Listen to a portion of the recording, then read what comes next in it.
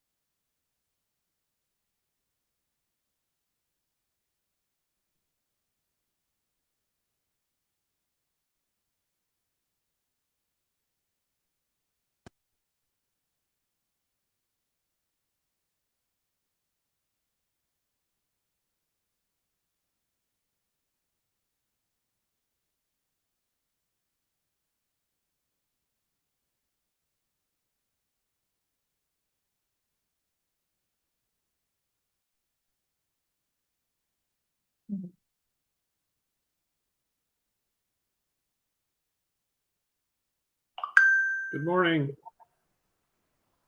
Good morning. How are we doing today? Pretty good. How about you? Great. Trying to get my technology working. I mean, that's why I joined early. There you go. So that's not any better. My video doesn't want to work. It's got a big exclamation mark on it. Oh, um, Huh.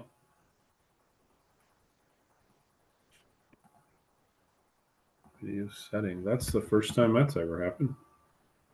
yeah, I mean, it happened to me a few weeks ago, so I think one of the Zoom updates or maybe a different update like messed it up. I'm not sure. Because all I did to fix it was just restart my computer, so that might work. I could try that. So Joshua, you're our guest speaker today. Yep. I'm Jamie Courtney, current president for Ames Rotary Club of Ames Noon. So welcome, welcome. Yeah, thank you. Hey, Joshua, I am running the meeting because Allison cannot, and I'm trying to share my screen, but it keeps. Mm.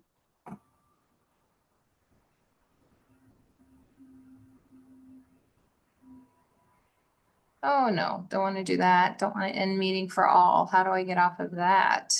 Oh, Lord, cancel. There we go.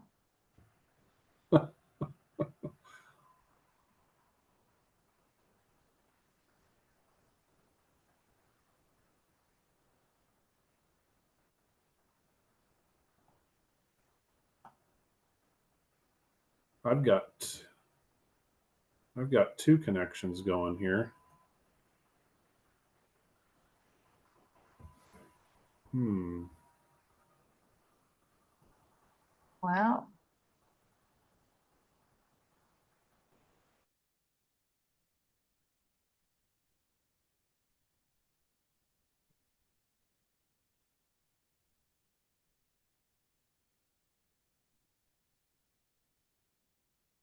So what?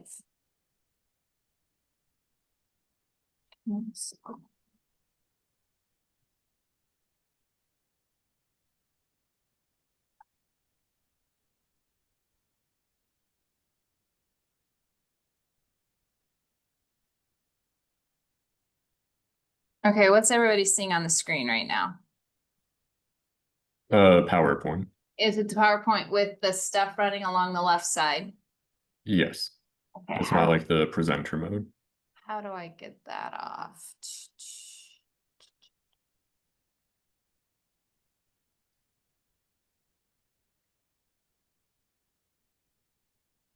Those like from beginning, yeah. Oh. All right. Although you might need to reshare depending on how you did it before. Because it's still sharing just the like editor Yeah. view. That's what I was running into before as well.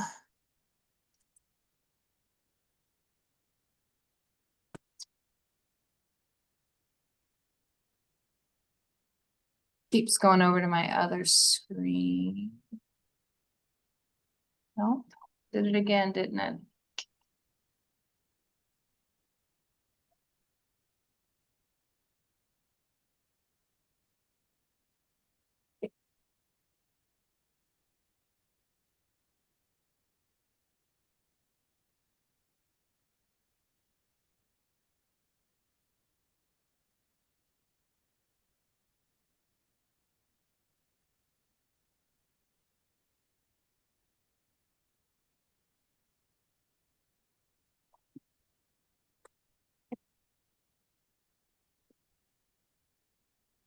That looks like it should be good.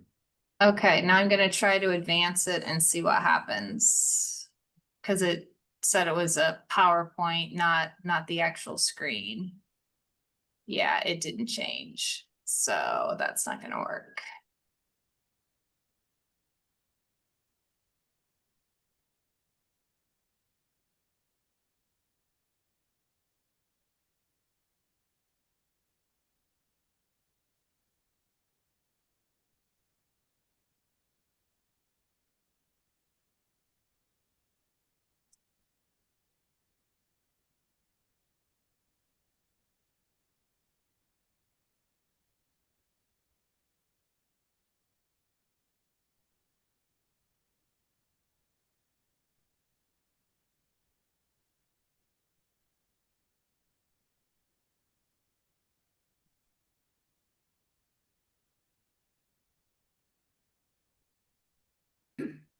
There's the speaker.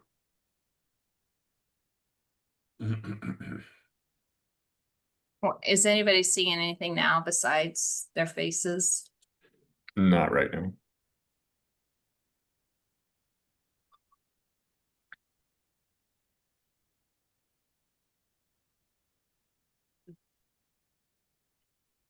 So when you click share, there should be an option to do like entire screen. So if you do that second screen with the PowerPoint already in presenter mode, that should capture it.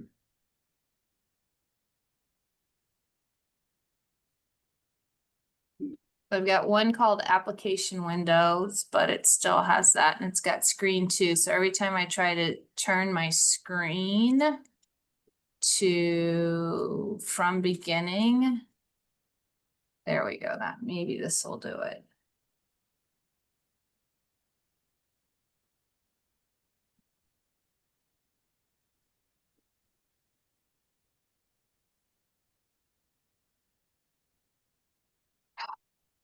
Hey, I'm back.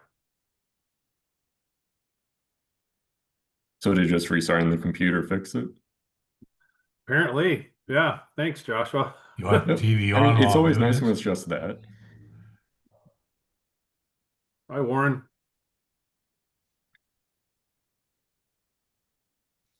Yeah, it's funny, isn't it? You just need to do the old restart. Yep. Admittedly, it's been a couple weeks since I've restarted my computer, so that's my fault. No, I do the same. It's like, why restart if I don't have to? And we're talking technology today, and here we go, right? Yep. All right, so Joshua, I attempted what you told me to do, and it's still not changing. No. So I am unsure what to do next. Jamie, do you know how to share documents and make them work? I haven't done it in this meeting before, but there's a share middle green share button, I believe, that would share your. Yeah, I'm sharing. I just can't advance the PowerPoint. I'll So, try sharing mine quickly just to see if it works here. well, I'm sure it's operator error. I did just, So did that advance? Yeah. It did. Okay. yeah. Are you like leaving presenter mode when you go to share on Zoom? Because like I stay in presenter mode, then I just tab over to Zoom without like stopping that. Is presenter mode the one that has the left? No, so that'd be the editor. So like when you do present from beginning or current slide, Yeah. either should work. So have Yeah. that open and then like press tab to get back to Zoom without closing that.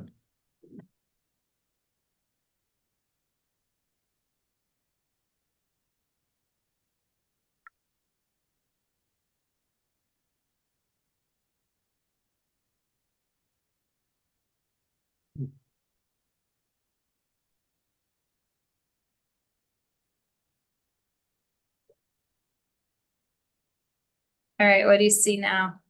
The like normal like editing one with the stuff on the left. If you're capturing PowerPoint, you can try clicking from beginning now because that might work. See, on my second screen, it's showing the full one, but it doesn't let me move it. Everybody's just gonna see it like this, because that's the best I can do. That'll work. That'll work Yeah. fine. Sorry. I've never done it either, so I can't really help you. Joshua's been a big help here, actually. All right. All right, it stayed, right? It's just got the presenter view, because of course I can't see what I'm doing, so. Yeah, that'll work Okay. there. Yeah. Well, seeing as we're at the time, maybe we could go ahead. Now I've got technical. Hold on. See what. And Joshua, you can take over the screen sharing, right? I don't have to do anything when you're ready to go. Yeah, it looks like it. Like if Okay. anything, you might have to stop sharing, but it should be Okay. fine. Yep, okay, perfect. Well, I'll go ahead and get us started then. We'll go ahead and stand and do our national anthem here, if you would, with me.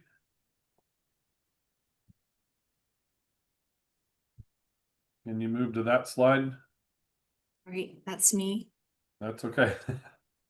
Okay, I pledge allegiance to the flag of the United States of America and to the republic for which it stands, one nation, under God, indivisible, with liberty and justice for all.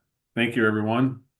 While we're all gathered, let's take a moment to think of anyone that needs our thoughts and prayers.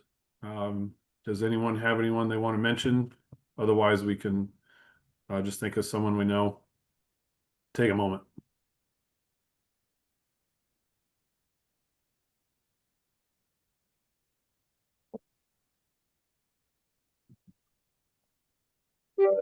Okay, thank you, everyone. Couple of announcements here today.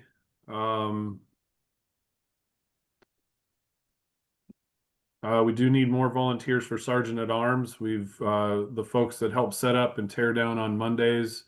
Any help would be greatly appreciated. It doesn't take a whole lot to get familiarized. Kent's been spearheading that and can teach even just an introductory and at the end or beginning of each Rotary in person. Won't take too long to get to know what's needed, and any help would be greatly appreciated. And then also a few more volunteers for the greeter committee. That's just helping out in the mornings, getting everybody signed in and everything like that. So any greeters would be helpful there. You can reach out to Jenny directly or can certainly email Allison at the Rotary email.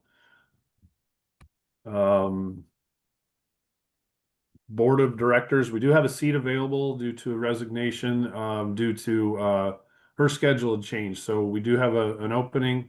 The replacement would serve through June of 2026 and a second term 2026 through 2028.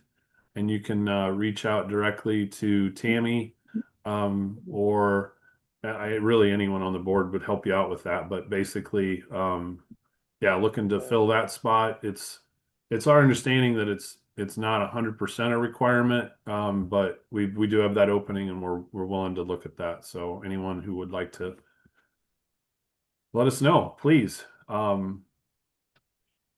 And there's Tammy's information. World Polio Day is October 24th. So next in person on the 20th, we'll be collecting more of the World Polio baskets. I don't know what else to call them, but they're your change basket, or checks are always welcome. Certainly cash of any kind. And we also do Venmo and PayPal and debit cards. So look at that. There's the list. So we have all kinds of options to help for the Pennies for Polio. Return those on the 20th if you haven't already to the club meeting, and help us put those funds to good use for helping to end polio. Before we get to our speaker, I did have one other event, was November 3rd. It's a Monday evening event. I wanted to mention that. I didn't get it on the slides, but Norland reached out. I'm gonna go apologize. Give me 1 second here to get to my information screen on that. There's a Rotary Foundation reception that will be from 6 to 8 p.m. at Della Viti. This coming first Monday of November, November 3rd, 6 o'clock social, cash bar hors d'oeuvres. There'll be a program at 6:45. Major donor recognition, Polio Plus, endowment, annual fund. Please plan to join if you can. It would be great. Our club and the morning club are going to co-host, if you will, for this foundation reception. Again, that's at Della Viti, Monday, November 3rd. Hopefully everybody can, as many of us can try to make that. And that's what I had for announcements for today. Can turn it over. Tammy, did you want to introduce Joshua, or you would like me to? I am happy to introduce Joshua. So Joshua actually reached out to me it's been a couple months now. He was working on an AI project that would in the venue security world. So he was reaching out to me, wanting to get some information from me. And as we talked, we knew that AI was something that was of interest to the group. And so it was nice that I had the conversation with him, because I asked him if he wouldn't mind coming to speak to Rotary, and also to another international group that I'm a part of. So Joshua, why don't you give them a little bit more about your background, and we'll get started. Thank you. Okay, thank you so much for the introduction and the invitation to talk here. My screen should be sharing now. Yeah, so I'm, I guess, Dr. Joshua Way now, so it feels kind of weird to say. And I'll be, I have more intro stuff on the next slide, so I'll just quickly introduce the talk. So I'll be talking about AI in everyday life, opportunities, realities, and practical impact. There it goes. So who am I? I am a postdoc at the Iowa State University's Translational AI Center. I finished my PhD last December in mechanical and computer engineering. Then I'm also a founder of an early stage startup, Asters, and that's like working in the intersection of AI and physical security. We're looking at like helping security teams be better prepared, especially in like complex venue scenarios. And we'll talk about that more briefly like later on in the talk. And then why does this topic matter?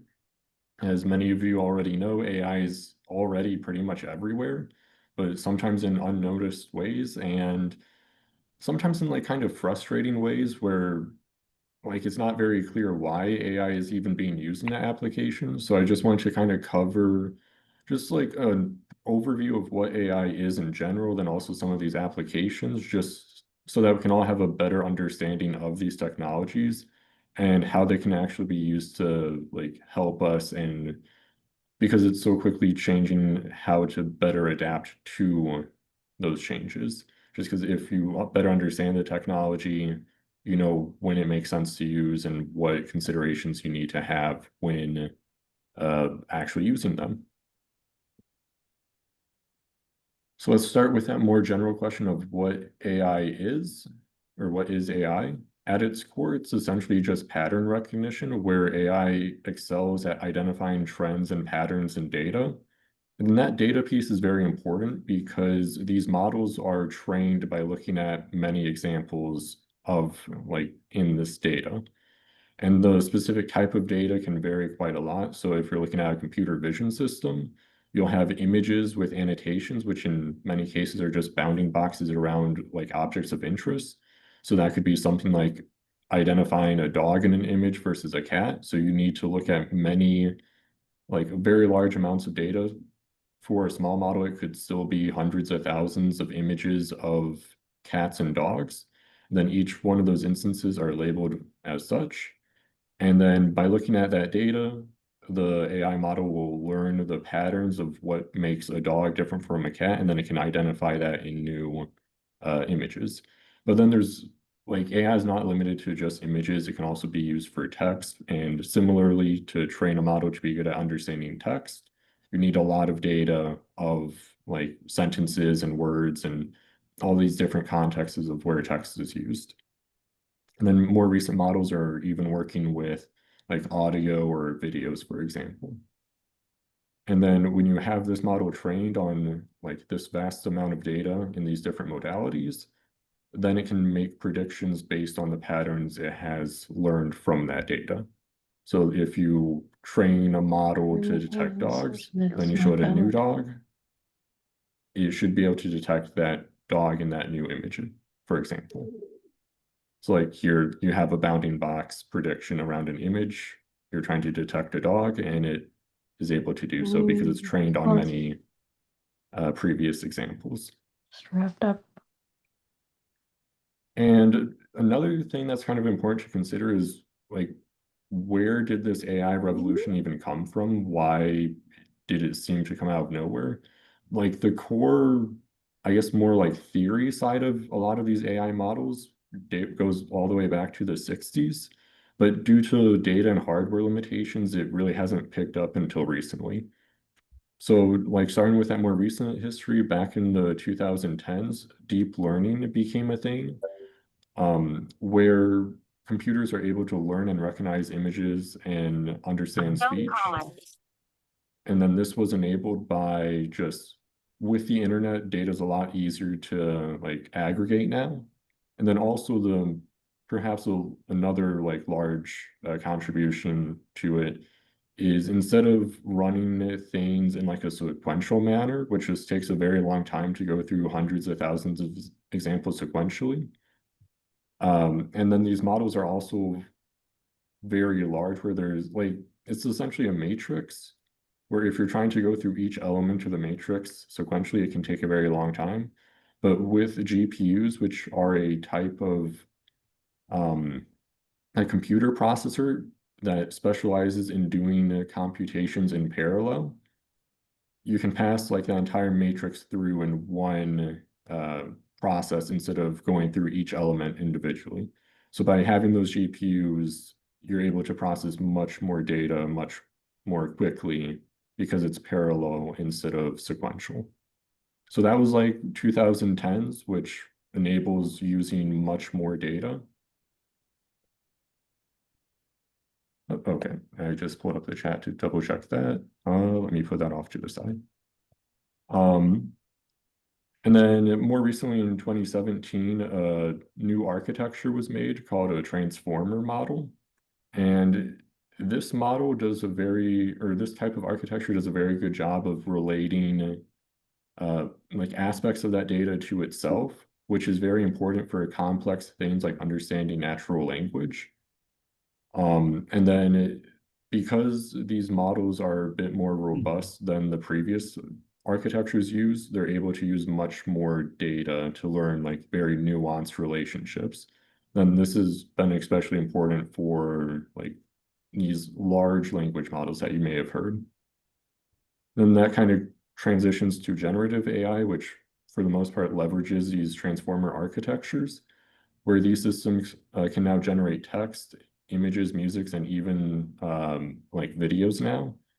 But then they also have that like very nuanced understanding of the data, so they can have like what seems like coherent, very human-like conversations instead of just like very robotic, like um fill in the blank completing sentences type of thing.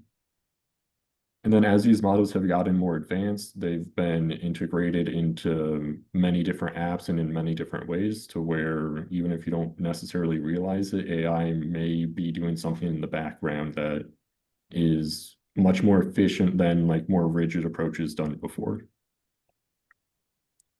And I'll briefly cover a few different categories of AI. There's many different ways to classify different models, but I figured this like more application approach would be best.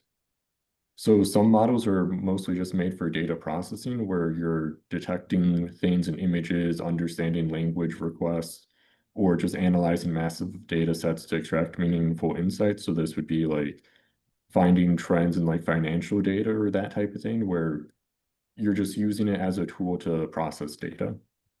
Then again, generative AI is like it includes models that can generate new content that's still based on the data it was trained with, but it's kind of extrapolating to different contexts.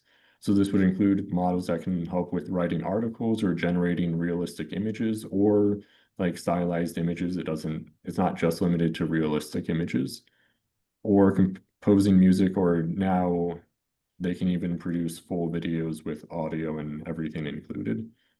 And then this is just a quick video of an example of that. Then this model just came out, I want to say like 2 weeks ago.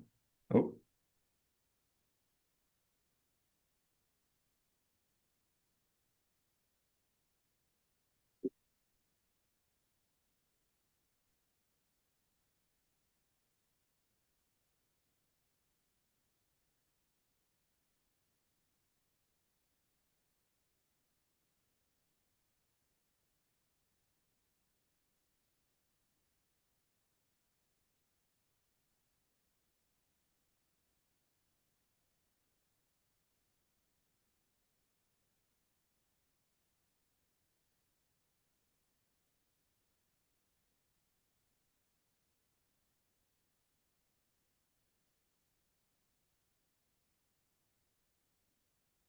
Yeah, so every video there is generated with AI.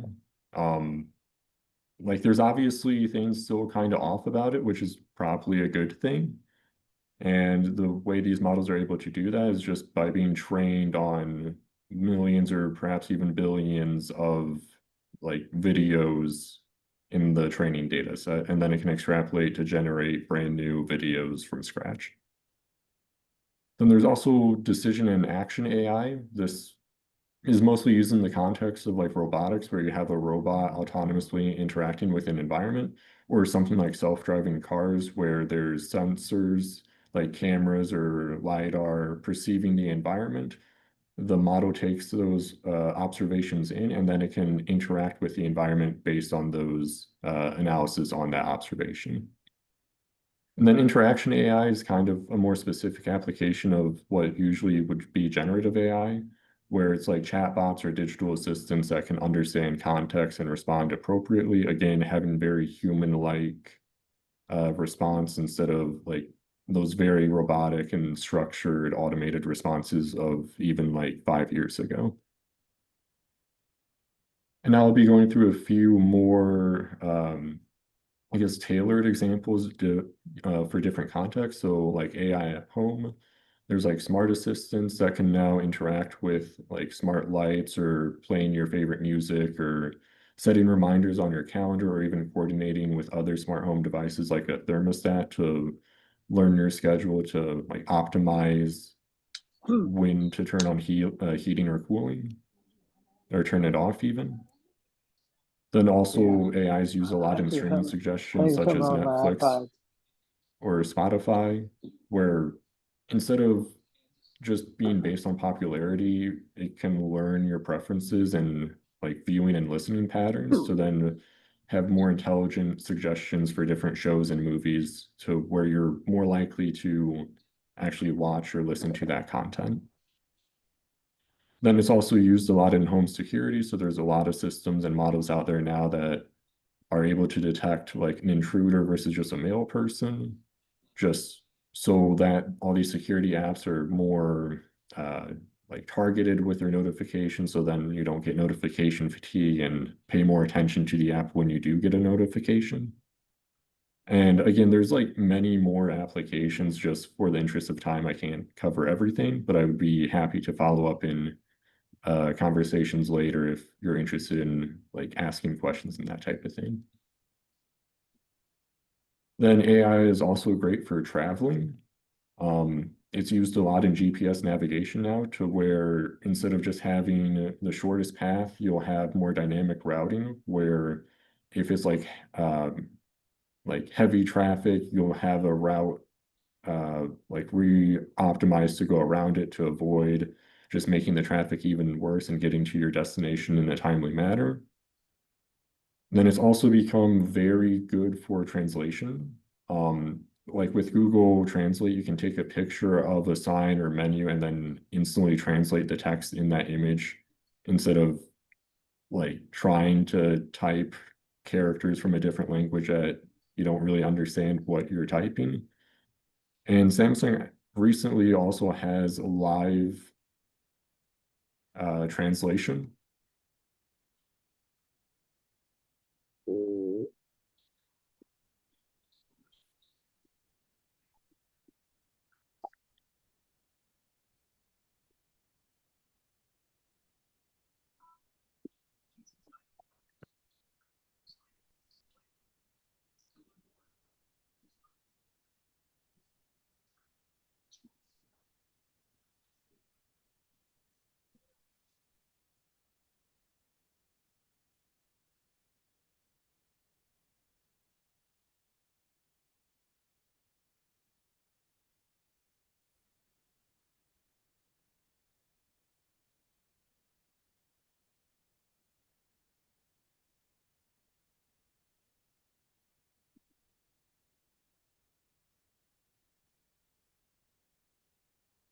So just things that like that where like it would have been very time consuming or even impossible to do before these models are able to process data on the fly to like enable the cool and useful tools like live translation.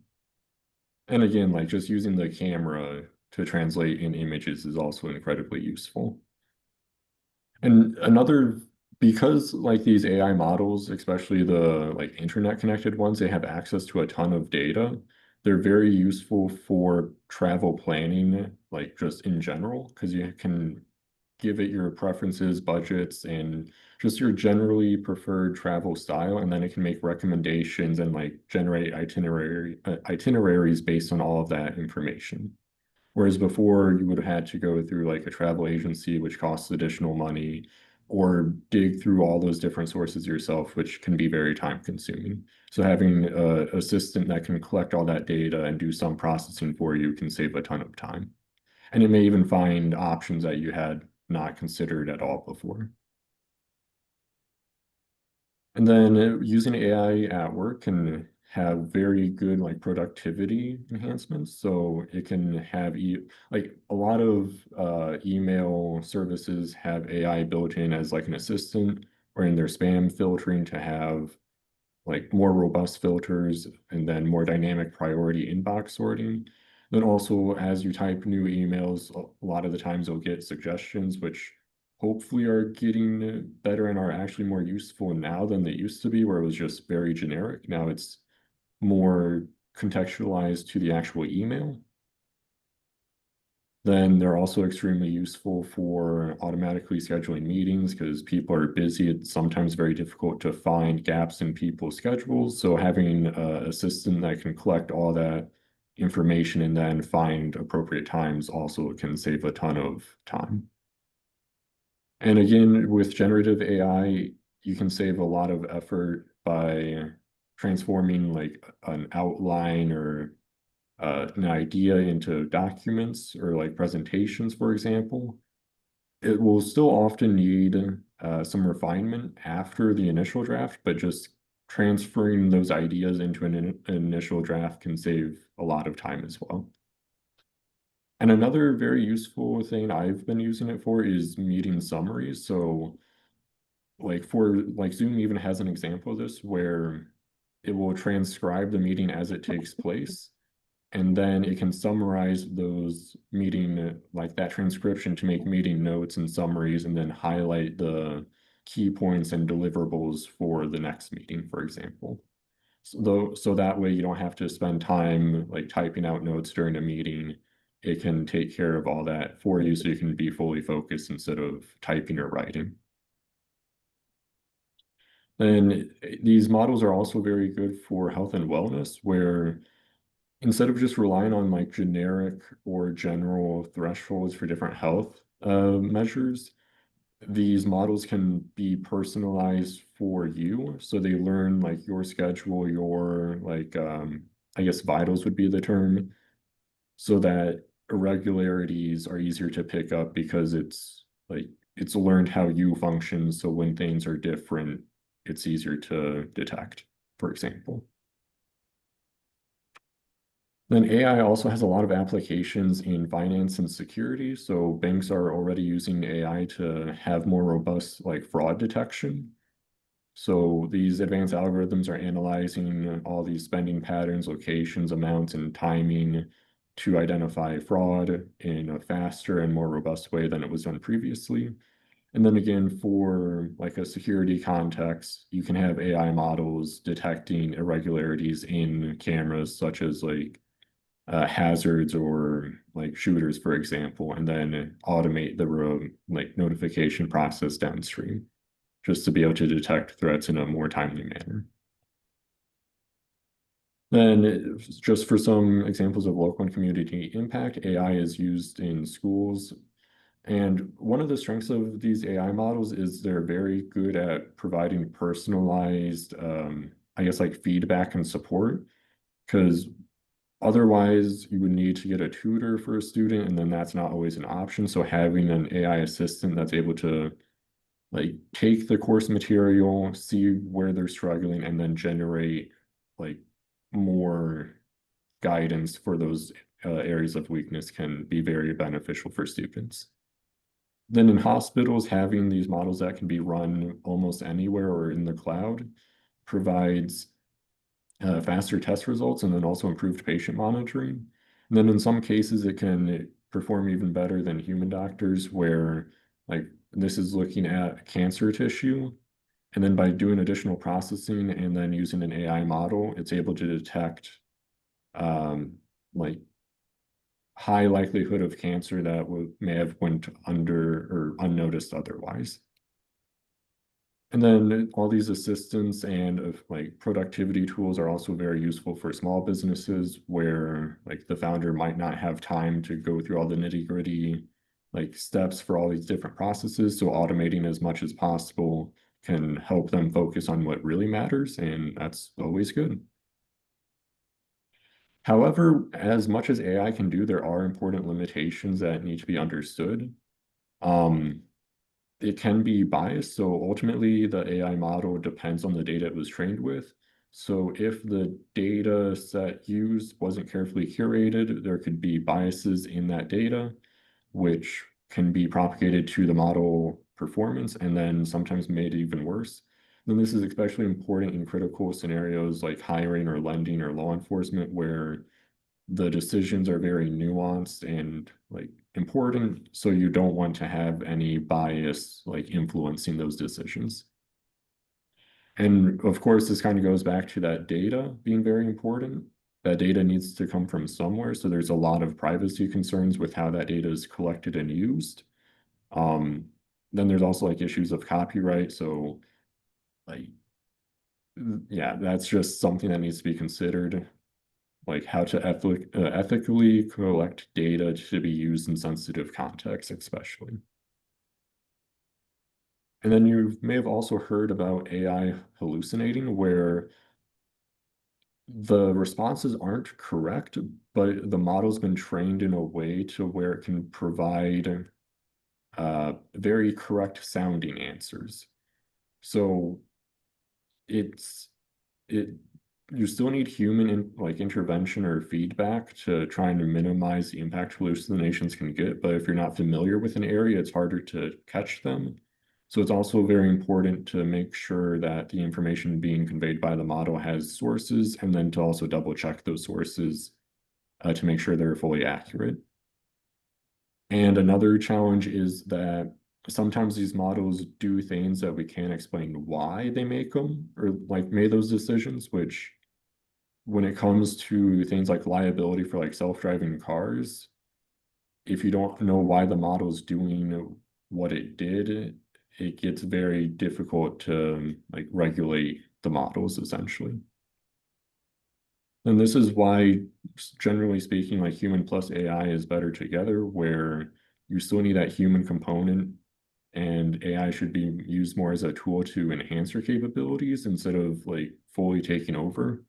So like instead of having an AI agent fully generate an article, like it's better to give it a first draft or at least an outline to guide it to do what you want it to do instead of relying fully on the model to do what it does and then just using that.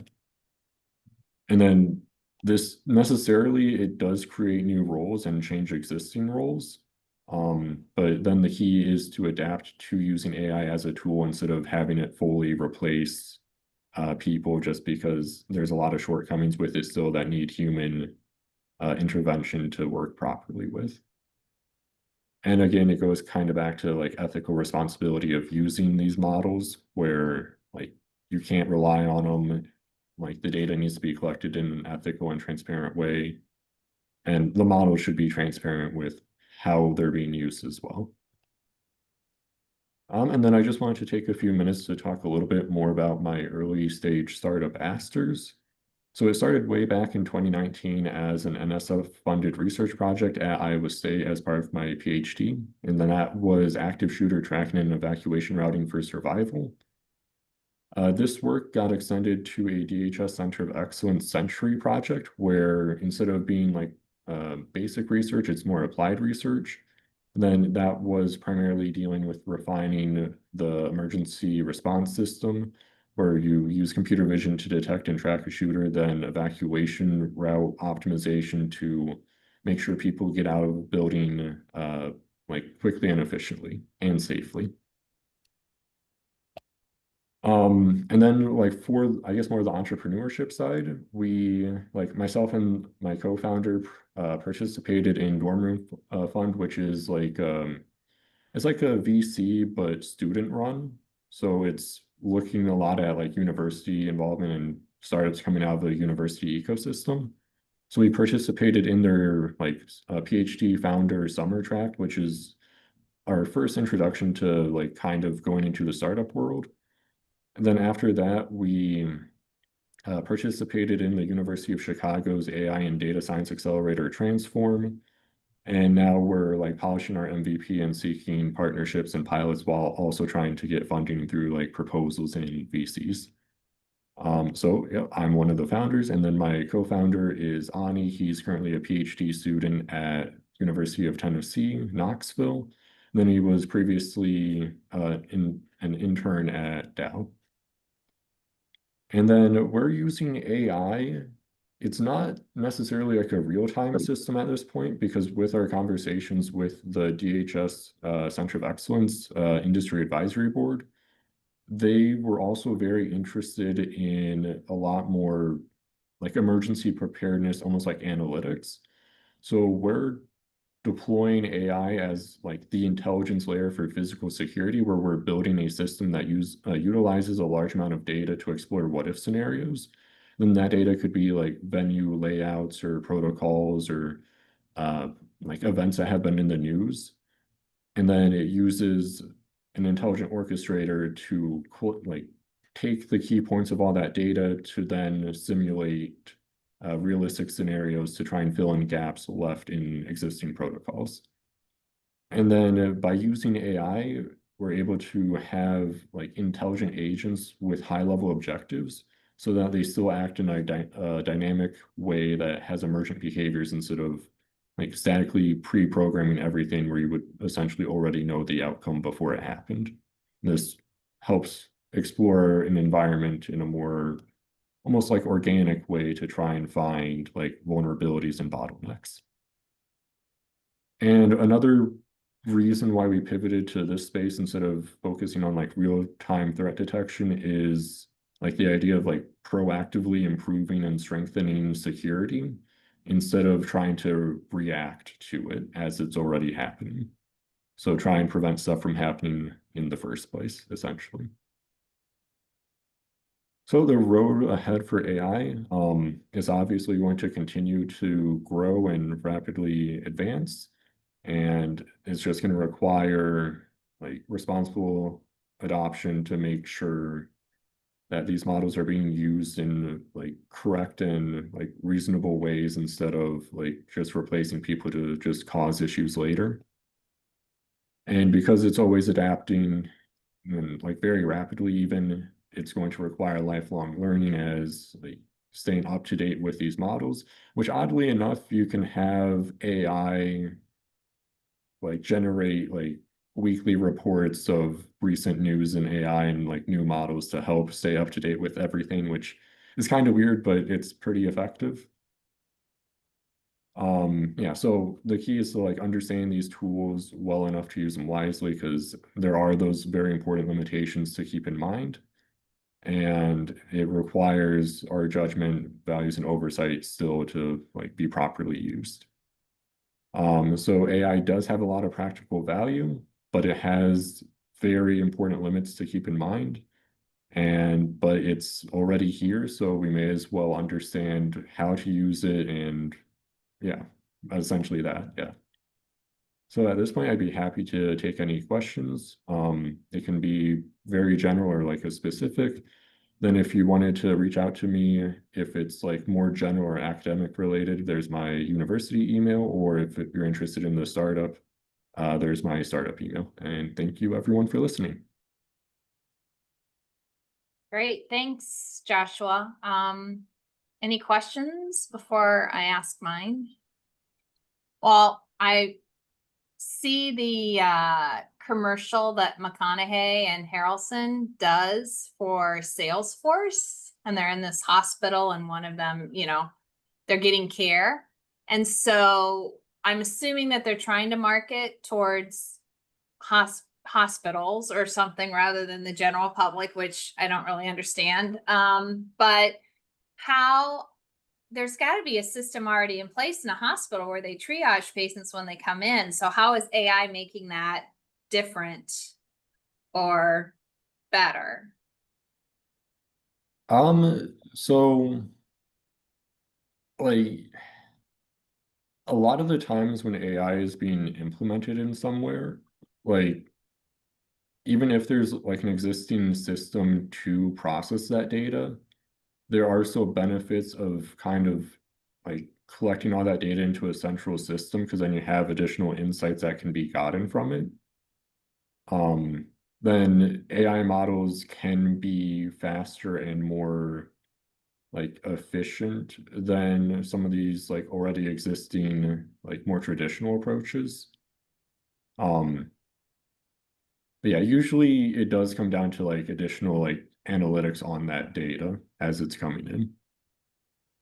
But I'm not like 100% familiar with that specific example, so I can't say too much because I'm just not fully sure myself.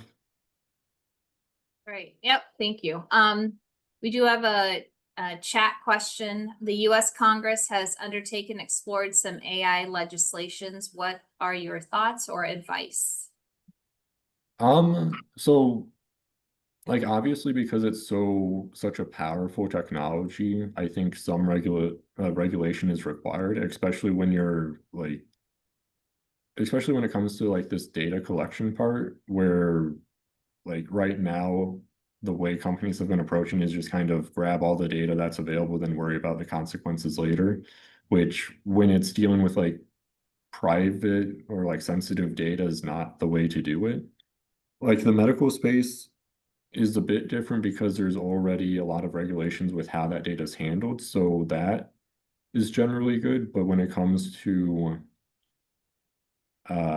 so like say like navigation data, that's collecting a lot of data of like how you move around, which that's I would consider that pretty private and sensitive information because I don't want these companies to have like very detailed like history of how I move around and then make recommendations of where to go based off of that.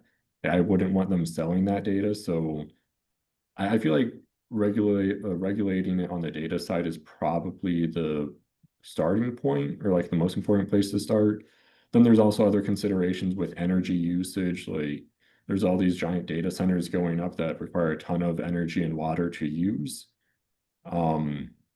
Then there's obviously considerations for that. That like, I mean, hopefully it's addressed. I'm not sure what the best way to address it would be though. And I see a lot of other questions coming in the chat as well. Hopefully that kind of answered the question, but I'm also not like a policy expert, so I'm not sure what would be best. I just know that because it's so powerful, something needs to be done for it. Okay, so at what age in school is AI being introduced? I don't know if like I'm pretty sure it's going down to even like elementary school. I'm not sure if it's going even younger than that. But the way it's being used in those contexts are almost more of like a fun like toy in a sense. So like having the teacher interact with students like, oh, let's generate. I actually just saw this from my like old like my hometown over in Illinois, but I want to say it was like third grade, where they had like these students generate new business signs for local businesses, which is just like a fun way to like have them like explore creativity because obviously like third graders can't like draw like these very like commercially ready looking things, but it still helps them like almost do like creative writing in a sense to describe like what they want generated.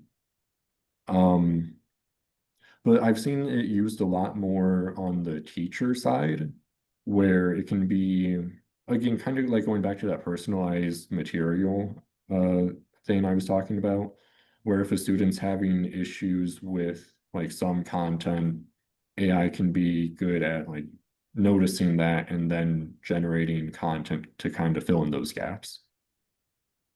Um, and I'm not sure if there's been any regulatory like policies for how AI is used in school. There might be like more specific state level ones. I'm not sure if there's been much national like discussion on it. At least that I'm not aware of. And hopefully that answered your question. I'm happy to follow up with any of these if I didn't fully answer them. Okay, so next question. With mental health issues, who is liable if a suicide occurs? Um, I want to say there's actually a court case surrounding that recently. I'm not sure if any outcome has come from it or not, but yeah, that's kind of like a lot of people do find comfort in essentially using these like chatbots almost as a therapist, which there can be some benefit of like almost bouncing ideas around and getting some support that way. But yeah, the issue of liability is like very important there because like especially with hallucinations using like an AI model as a therapist has risk, because now I don't think I mentioned this, but the way a lot of these, like especially chatbot models are trained is to have like positive feedback from the user, which usually means agreeing with the user. But just agreeing with what you say isn't always the correct thing to do, especially in the context of therapy, because then it can be like reinforcing like potentially very bad like habits or thoughts.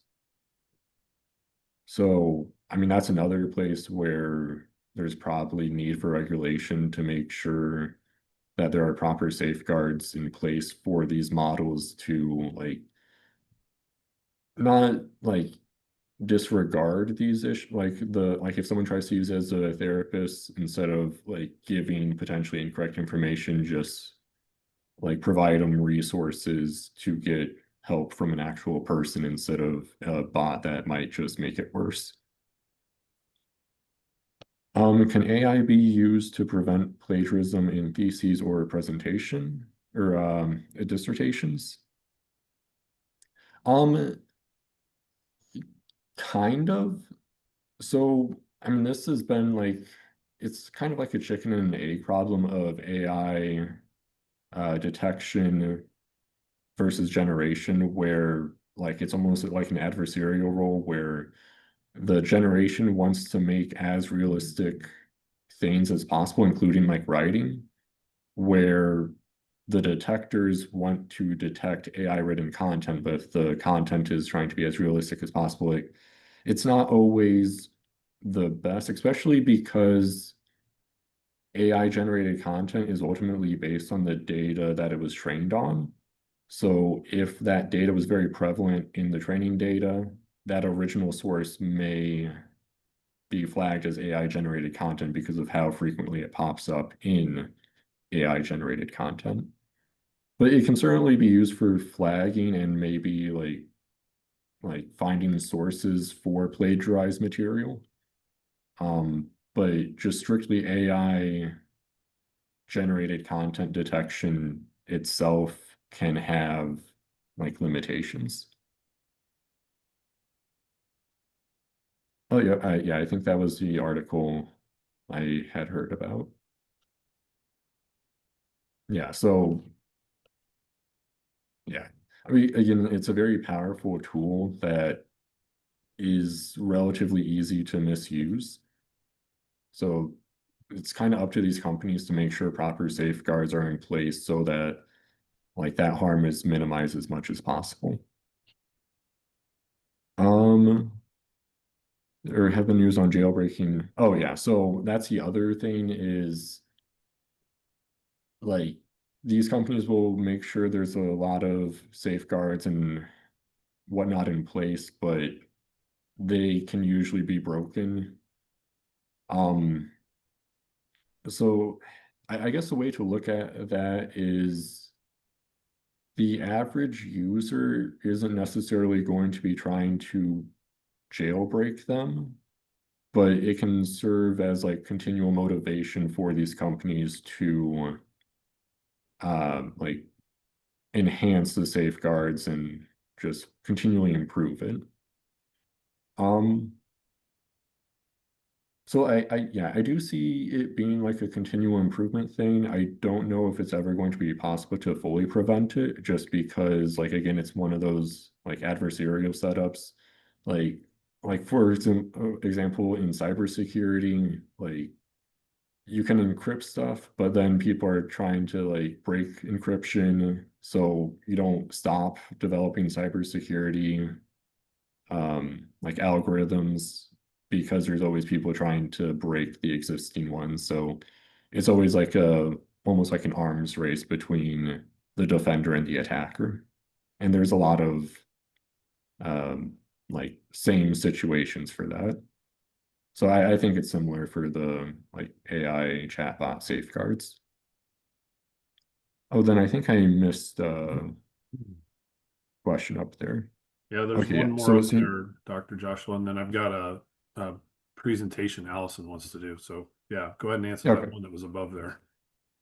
Okay. So it seems like one of the general concerns is where data is being gathered from. Is that being done ethically and with permission and acknowledgement of the original content creators? As it is right now, usually no. Some of the websites are trying to put in like terms of service where like you essentially need permission to use that data, but I don't know.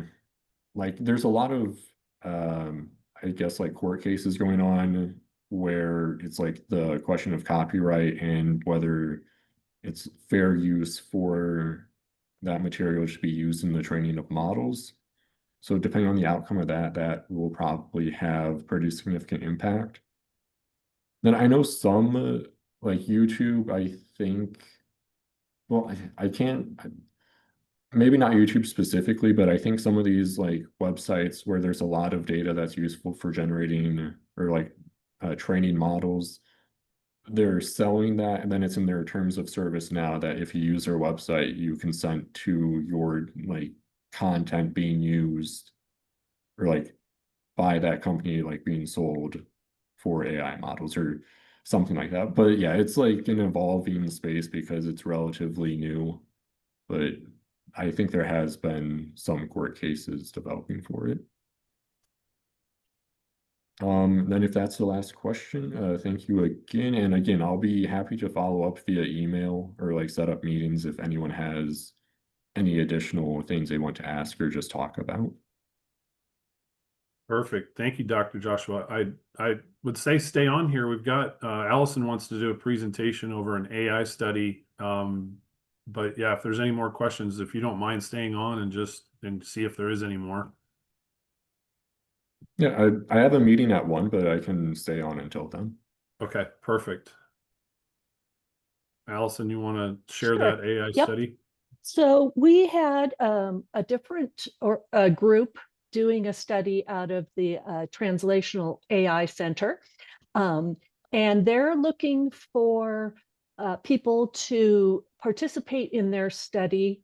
It is based on how investors evaluate AI created small business pitches. And so they're looking for people that might watch the business pitches as a potential investor and then give them some feedback. And so I have a video. Photo. Let's see if we can get this to work.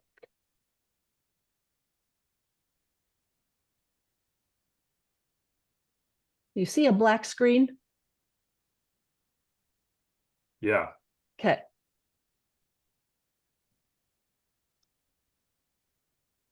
Just can't hear it.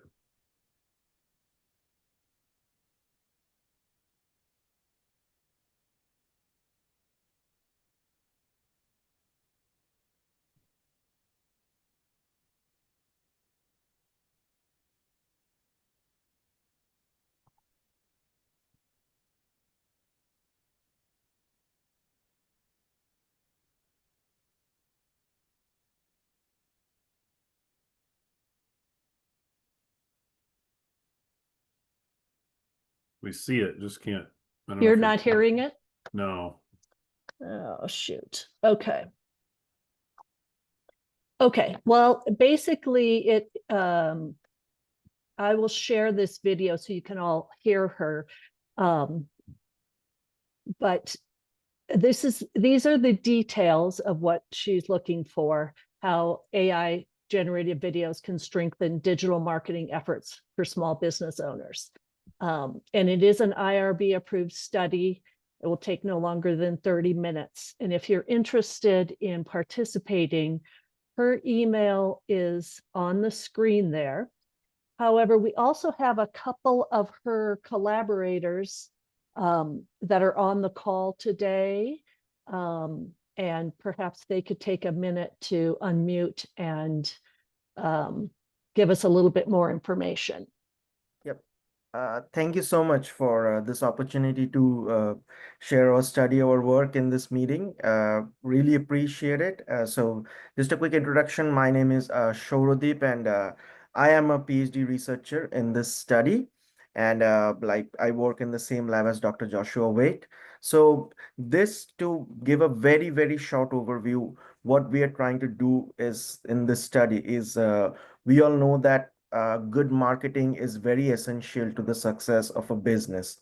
And that can become a really big challenge, especially for like very small level businesses. So we are just through this study, through this research, trying to analyze how we can leverage the current AI tools, especially we all know right now that AI can generate videos, how we can leverage these tools to provide a good and efficient platform for small businesses to develop efficient marketing strategies by which they can like broaden the scope of your business. And to do that, we humbly seek your help. This is an IRB approved study where it won't take more than like 30 minutes, and it will basically like you will see some AI generated picture like videos, and you will be asked to provide your feedback on certain parameters, which will all be very like explain your study in detail. And it would be really helpful for this research if we can have your feedback, your inputs for this study. And if you have any questions, please along with Dr. Jayashankar, Priyanka Jayashankar as well, I'm going to also list my email down here. You can also reach out to me. I'll be happy to answer any questions that you have over email. Thank you so much. Thank you for jumping in there. And any member can certainly reach out to me as I have all the contact information. I'll be happy to share that as well. Get you in touch with the right people. So with that, Jamie, I think we're